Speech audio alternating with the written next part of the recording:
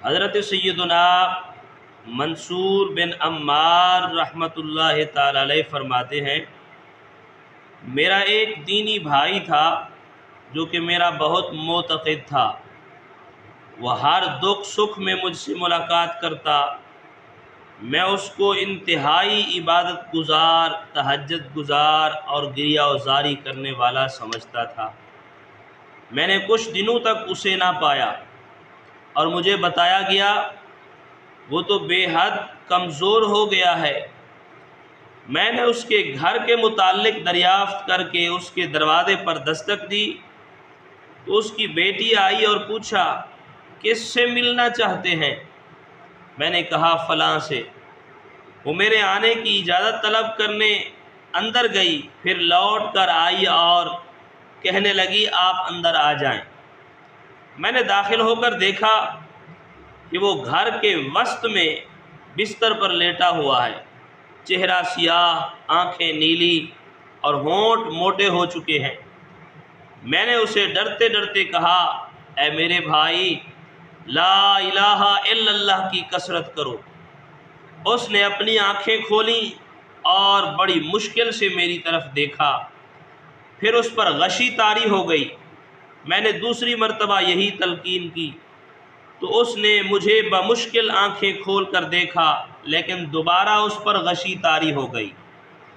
جب میں نے تیسری مرتبہ کلمہ پڑھنے کی تلقین کی اور کہا کہ اگر تو نے یہ کلمہ نہ پڑھا تو میں تجھے نہ غسل دوں گا، نہ کفن، اور نہ ہی تیرا جنازہ پڑھوں گا۔ یہ سن کر اس نے اپنی آنکھیں کھولیں اور کہنے لگا، اے میرے بھائی، اے منصور، اس کلمہ کے اور میرے درمیان رکاوٹ کھڑی کر دی گئی ہے۔ میں نے کہا لا حول ولا قوت الا باللہ العلی العظیم۔ کہاں گئی وہ نمازیں تیری، وہ روزے، تہجد اور راتوں کا قیام؟ تو اس نے مجھے حسرت سے بتایا، اے میرے بھائی، یہ سب اللہ عز و جل کی رضا کے لیے نہیں تھے، بلکہ میں یہ عبادتیں اس لیے کیا کرتا تھا تاکہ لوگ مجھے نمازی، روزے دار اور تہجد گزار کہیں، اور میں لوگوں کو دکھانے کے لیے ذکر الہی کیا کرتا تھا۔ جب میں تنہائی میں ہوتا تو دروازہ بند کر لیتا، برہنہ ہو کر شراب پیتا اور نافرمانیوں سے اپنے رب کا مقابلہ کرتا۔ ایک عرصہ تک میں اسی طرح کرتا رہا، پھر ایسا ہوا، بیمار ہوا کہ بچنے کی امید نہ رہی۔ میں اپنی اسی بیٹی سے کہا، قرآن پاک لے کر آؤ۔ اس نے ایسا ہی کیا۔ میں مصحف شریف کے ایک ایک حرف کو پڑھتا رہا، یہاں تک کہ جب سورہ یاسین تک پہنچا تو مصحف شریف کو بلند کر کے بارگاہ الہی میں عرض کی، اے اللہ، اس قرآن عظیم کے صدقے مجھے شفا عطا فرما، میں آئندہ گناہ نہیں کروں گا۔ اللہ عز و جل نے مجھ سے بیماری کو دور کر دیا۔ جب میں شفا یاب ہوا تو دوبارہ لہو و لعب اور لذات و خواہشات میں پڑ گیا۔ شیطان لعین نے مجھے وہ عہد بھلا دیا جو میرے رب کے اور میرے درمیان ہوا تھا۔ عرصہ دراز تک گناہ کرتا رہا، پھر اچانک اسی بیماری میں مبتلا ہو گیا جس میں میں نے موت کے سائے دیکھے۔ تو گھر والوں سے کہا کہ مجھے میری عادت کے مطابق وسط مکان میں، یعنی مکان کے درمیان صحن میں مجھے نکال دے۔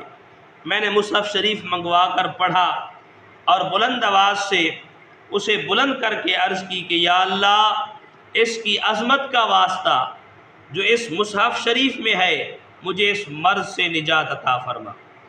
اللہ عز و جل نے میری دعا قبول فرمائی اور دوبارہ اس بیماری سے مجھے شفا عطا فرما دی۔ لیکن میں پھر اسی طرح نفسانی خواہشات اور نافرمانیوں میں پڑ گیا، یہاں تک کہ اب میں اس مرض میں مبتلا یہاں پڑا ہوا ہوں۔ میں نے اپنے گھر والوں کو حکم دیا کہ اس دفعہ بھی مجھے صحن مکان میں نکال دو، جیسا کہ مجھے آپ دیکھ رہے ہیں۔ پھر جب میں مصحف منگوا کر پڑھنے لگا تو ایک حرف بھی نہ پڑھ سکا۔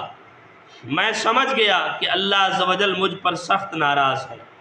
میں نے اپنا سر آسمان کی طرف اٹھا کر عرض کی، یا اللہ، اس مصحف شریف کی عظمت کا صدقہ مجھ سے اس مرض کو دور فرما دے۔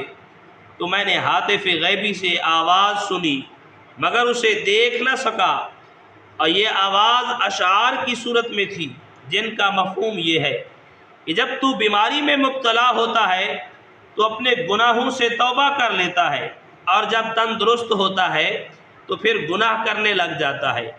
تو جب تک تکلیف میں مبتلا رہتا ہے تو روتا رہتا ہے، اور جب قوت حاصل کر لیتا ہے تو برے کام کرنے لگتا ہے۔ کتنی ہی مصیبتوں اور آزمائشوں میں تو مبتلا ہوا، مگر اللہ عز و جل نے تجھے ان سب سے نجات عطا فرمائی۔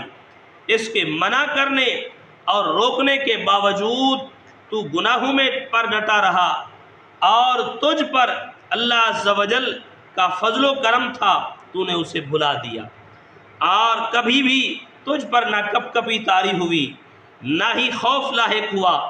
کتنی مرتبہ تو نے اللہ عز و جل کے ساتھ عہد کیا لیکن پھر توڑ دیا، بلکہ ہر بھلی اور اچھی بات کو تو بھول چکا ہے۔ اس جہان فانی سے منتقل ہونے سے پہلے پہلے جان لے کہ تمہارا ٹھکانہ فرمائے قبر ہے، جو ہر لمحہ تجھے موت کی آمد کی خبر سنا رہی ہے۔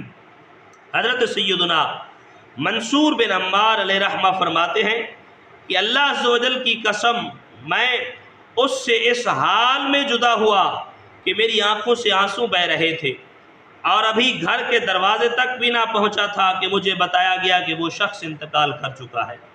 ہم اللہ عز و جل سے حسن خاتمہ کی دعا کرتے ہیں، کیونکہ بہت سے روزے دار اور راتوں کو قیام کرنے والے برے خاتمے سے دوچار ہو گئے۔